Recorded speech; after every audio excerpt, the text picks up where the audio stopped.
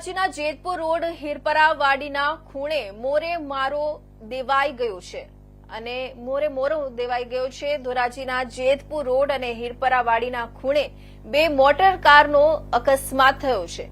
આ અકસ્માતમાં 5 મહિલા અને 5 પુરુષો અને 2 નાના બાળકો ઇજાગ્રસ્ત થયા છે। આ અકસ્માત સર્જાયા બાદ ઇજાગ્રસ્ત લોકોને ધોરાજી સરકારી હોસ્પિટલમાં દાખલ કરવામાં આવ્યા અને વધુ ગંભીર ઇજાઓ પહોંચનાર જૂનાગઢ રેફર કરાયા। ધોરાજી સરકારી હોસ્પિટલમાં વ્યવસ્થાના નામે 0 ઘાયલોના પરિવાર હેરાન વેઠવી પડી રહી છે।